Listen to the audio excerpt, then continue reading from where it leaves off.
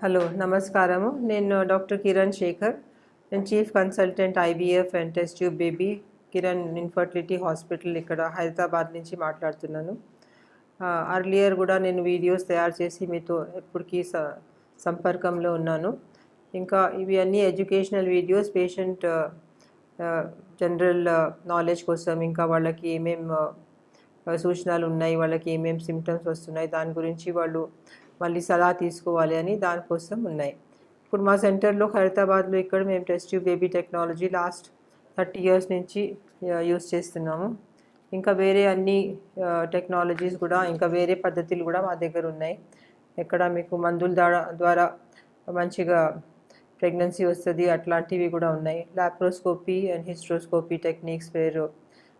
ఒక చిన్న హోల్స్ ద్వారా మేము అబ్డామన్లోకి పోయి ఒక దూరబీన్తో మొత్తం తీసేసి దాంట్లో కూడా ట్రీట్మెంట్ చేస్తాము. ఓవరీస్కు ఏదైనా పాలిసిస్టిక్ ఓవరీ ఉంటే దానికి సరిగా చేస్తాము. ఇంకా ఏదైనా ట్యూబల్ బ్లాక్ ఉంటే కూడా దానికి కొన్నిసార్లు రిలీజ్ చేయవచ్చు. ఇవాళ నా మెయిన్ ఏముండే అంటే మీకు పీసీఓడి గురించి చెప్పాలి అని ఉండే. పీసీఓడి కండిషన్ ఇప్పుడు చాలా పర్సంటేజ్ ఇంక్రీజ్ అయిపోతుంది. రీసెంట్ ఇయర్స్లో చూస్తే చాలా ఇంక్రీజ్ అయిపోతుంది. అందుకోసం ఇది ఇంపార్టెంట్ అయిపోయింది. మేము అండర్ గ్రాడ్యుయేట్స్ ఉన్నప్పుడు, మెడిసిన్ చదువుకున్నప్పుడు ఈ పీసీఓడి కండిషన్ చాలా రేర్గా ఉండే. ఒక 100 గర్ల్స్లో అట్లా ఒక పాప లేకపోతే ఒక గర్ల్కి, ఒక లేడీకి ఈ కండిషన్ ఉండే. కానీ ఇప్పుడు చూస్తే 20 to 30% of the girls may be having a mild PCOD. And ఈ కారణం ఏముంది అంటే దీంట్లో హార్మోనల్ చేంజెస్, ఇంకా ఎండోక్రైనల్ చేంజెస్ వస్తాయి.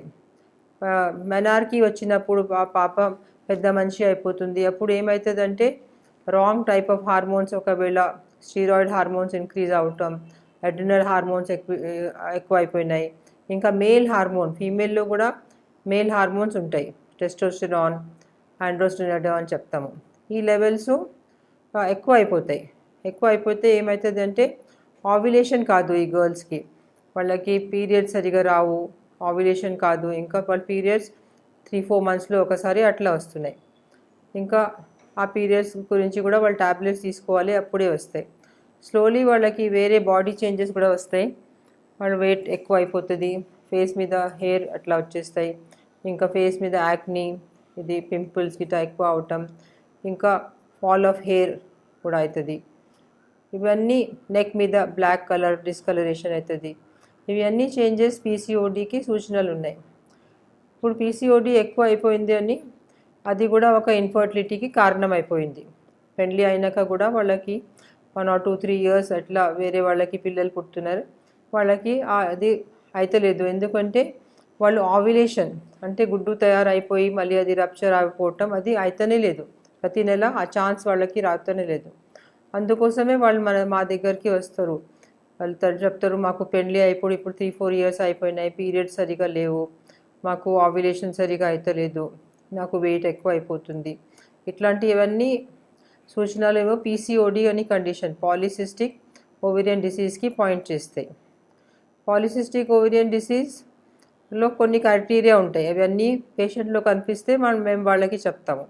ఆ క్రైటీరియా ఏముంది అంటే ఇన్ఫర్టిలిటీ ఉండాలి, ఇంకా పీరియడ్స్ ఇర్రెగ్యులర్గా ఉండాలి, ఇంకా అల్ట్రాసౌండ్లో సోనోగ్రఫీ ఎప్పుడు చేసినాము పేషెంట్కి అప్పుడు ఓవరీలో చాలా ఇట్లా చిన్న సిస్ట్ లాగా అయిపోతాయి. యూజువల్గా మేము ఓవరీకి చూస్తే దాంట్లో 10 to 15 eggs కనిపిస్తాయి. ఆ normal egg count less than 4-5 eggs ఉంటే అది చాలా లో sperm count. More than 30 eggs or 25 eggs కనిపిస్తే అప్పుడు దానికి పాలిసిస్టిక్ ఓవేరియన్ డిసీజ్ అంటాము. ఇంకా ఈ ఎగ్స్ ఎప్పటికీ మెచ్యూరే అవటం లేవు. ప్రతి నెలకి ఒక ఎగ్ పెద్దగా అవుతుంది, మళ్ళీ రప్చర్ అయిపోయి దాంతో ప్రెగ్నెన్సీ వస్తుంది. లేకపోతే ప్రెగ్నెన్సీ రాలేదు అంటే పీరియడ్స్ వచ్చేస్తాయి. కానీ వీళ్ళకి ఆ మంత్లీ సైకిల్ అసలు అయితేనే లేదు. అందుకోసమే అంతా హార్మోనల్ డిస్టర్బెన్స్ అయిపోయింది. పీసీఓడి కండిషన్కి పేషెంట్ మన దగ్గర వచ్చినప్పుడు దానికి మనం లైట్గా తీసుకోకూడదు. దానికి పేషెంట్కి అన్ని ఇన్వెస్టిగేషన్స్ చేయాలి, వాళ్ళకి సోనోగ్రఫీ చేసేసి కన్ఫర్మ్ చేయాలి. ఇంకా ఒక హార్మోన్ లెవెల్ ఉంది, anti Mullerian hormone, AMH level. ఈ ఏఎంహెచ్ లెవెల్ చాలా ఎక్కువ పెరిగిపోతుంది ఈ పేషెంట్స్కి. మామూలుగా నార్మల్ లెవెల్ 5 నానోగ్రామ్స్ ఉంటే వీళ్ళకి 10 to 15, 13, 20 అట్లా కూడా కావచ్చు. ఇవన్నీ చూపిస్తాయి ప్రిమెచ్యూర్ ఎగ్స్ చాలా ఉన్నాయి, కానీ ఈ ఎగ్స్ డెవలప్ అవుతలేవు. ఈ పీసీఓడి కండిషన్కి మనం 3-4 మెథడ్స్ ద్వారా ట్రీట్ చేయవచ్చు. First method is life style changes. Life style changes అంటే వాళ్ళకి మొత్తం కౌన్సిలింగ్ అవుతుంది ఒక 2 to 3 days when they come first to the hospital. వాళ్ళకి కౌన్సిలర్స్, ఇంకా డాక్టర్స్, డైటీషియన్స్, ఎండోక్రైనాలజీ డాక్టర్స్ వాళ్ళందరూ కూర్చొని ఆ పేషెంట్తో ఇంటర్వ్యూ చేసి వాళ్ళకి ఎక్స్ప్లెయిన్ చేస్తారు, మీ కారణం ఇప్పుడు లావ్ అవుతుంది, మీకు పిల్లలు లేకుండా దానికి కారణం మీ పీసీఓడి ఉంది, దానికోసం మీరు at least 10% of your body weight అయినా తగ్గించాలి.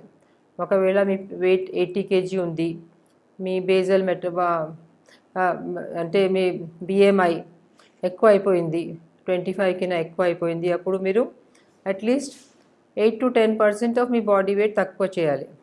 80 kg ఉంటే మీరు 8 kgs తక్కువ చేయాలి. 100 kgs ఉంటే మీరు 10 kgs అయినా కనీసం తక్కువ చేయాలి.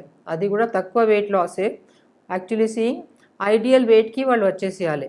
ఏం వెయిట్ వాళ్ళకి హైట్ వెయిట్ ప్రకారం ఉండాలి, ఆ వెయిట్కి వాళ్ళు వచ్చేసేయాలి. ఒకవేళ వాళ్ళు ఆ వెయిట్కి వస్తలేరు అంటే స్టిల్ ద పెథాలజీ విల్ అది కంటిన్యూ అవుతూనే ఉంటుంది. First change would be exercise చేయాలి, రోజుకి డైలీ ఎక్సర్సైజ్ రొటీన్ ఉండాలి. డయట్ చేంజెస్ ఉండాలి. డయట్లో షుగర్ వస్తువులు, ఇంకా కార్బోహైడ్రేట్స్, రైస్, వీటు ఇవన్నీ తక్కువ చేస్తాము. ఇంకా ప్రోటీన్ క్వాంటిటీ ఇంక్రీజ్ చేస్తాము. ఎగ్స్ ఇట్లాంటి వస్తువులు, చికెన్ ఇంక్రీజ్ చేసేసి చాలా వెజిటేబుల్స్ ఇంకా ఫ్రూట్స్ యాడ్ చేసేసి వాళ్ళకి మొత్తం ఒక డయట్ మీద తీసుకొస్తాము. ఇంకా వాళ్ళ వెయిట్కి తక్కువ చేపిస్తాము. అది చాలా ముఖ్యం ఉంది. ఇంకా వాళ్ళకి హార్మోనల్ ట్యాబ్లెట్స్ కొన్నిసార్లు ఇస్తాం పీరియడ్స్ సరిగా చేస్తానికి. ఆవ్యులేషన్ ఇండక్షన్కి కూడా ట్యాబ్లెట్స్ ఉంటాయి. ప్రతి నెల ఆ ట్యాబ్లెట్స్ ఇచ్చేస్తే దాంతో వాళ్ళకి గుడ్డు తయారు చేయవచ్చు. ఈ ట్యాబ్లెట్తో ఒక 10 to 20% పేషెంట్స్కి లాభం అయిపోయి వెంటనే వాళ్ళ పీరియడ్స్ సరిగా అయిపోతాయి. ఇంకా వాళ్ళకి ప్రెగ్నెన్సీ కూడా వచ్చేస్తాయి. 20-30% పేషెంట్ ఇట్లా ట్రీట్ అయిపోయిన తర్వాత మిగతా పేషెంట్ కోసం ఫర్దర్ ట్రీట్మెంట్ కోసం పోవాల్సి వస్తుంది. ఒకవేళ వాళ్ళకి ఫెయిలియర్ అయిపోయింది ఈ ట్యాబ్లెట్స్ వల్ల, ఇంకా వాళ్ళకి ఏం రిజల్ట్ రాలేదు, ప్రెగ్నెన్సీ రాలేదు అంటే వాళ్ళకి లాప్రోస్కోపీ అని ఒక ప్రొసీజర్ ఉంటుంది. ఆ లాప్రోస్కోపీ ప్రొసీజర్లో మేము వాళ్ళ ఎగ్స్కి కొన్ని ఎగ్స్కి మేము రప్చర్ చేస్తాము. ఇంకా ఆ ఓవరీ సైజ్కి కొంచెం తక్కువ చేసేస్తాము. ఇంకా ట్యూబ్స్కి కూడా క్లీన్ చేస్తాము. అట్లా చేసిన తర్వాత హార్మోన్ లెవెల్స్ నార్మల్కి వచ్చేస్తాయి. ఇంకా వాళ్ళకి ప్రెగ్నెన్సీ ఛాన్స్ కూడా ఎక్కువ అయిపోతుంది. లాప్రోస్కోపీ కూడా చేసిన తర్వాత కూడా ఒకవేళ పేషెంట్కి సరిగా కాలేదు, కొంతమంది అట్లా కూడా ఉండవచ్చు. 30 to 40% ఆఫ్ ద పేషెంట్స్ మంచిగా బెనిఫిట్ చేస్తారు, వాళ్ళ వెయిట్ కూడా తగ్గిపోతుంది, హార్మోన్ లెవెల్స్ నార్మల్కి వచ్చేస్తాయి, ఇంకా వాళ్ళకి ప్రెగ్నెన్సీ కూడా వచ్చేస్తుంది. ఒకవేళ ఇది రాలేదు అంటే తర్వాత వాళ్ళకి మనం ఐవీఎఫ్ ప్రొసీజర్ చేయాల్సి వస్తుంది, లేకపోతే ఐయుఐ లేకపోతే ఐవీఎఫ్ ప్రొసీజర్ చేయాల్సి వస్తుంది. అప్పుడు గుడ్డు తయారు చేస్తాము, కానీ ట్యాబ్లెట్స్తో కాదు, ఇంజెక్షన్స్ ద్వారా. ఆ ఇంజెక్షన్స్కి గొనాడోట్రాఫిన్స్ చెప్తాము. ఈ గొనాడోట్రాఫిన్ ఇంజెక్షన్ రోజు తీసుకోవాలి 10-12 రోజుల వరకు. ఇంకా తర్వాత గుడ్డు రప్చర్ అయ్యేది ఇంజెక్షన్ తీసుకొని ఐయుఐ చేస్తాము, అంటే ఇంట్రాయూట్రైన్ ఇన్సెమినేషన్. హస్బెండ్ సెమెన్ తీసుకొని వాష్ చేసి వాళ్ళకి యూట్రస్లోకి ఎక్కిస్తాము. ఇంకా ఐయుఐ ట్రీట్మెంట్ కూడా ఒకవేళ ఫెయిల్ అయిపోయింది 3 to 6 సైకిల్స్ అంటే అప్పుడు ఆ patient test tube technology IVF కోసం పోతే వాళ్ళకి లాభం అవుతుంది. Thank you.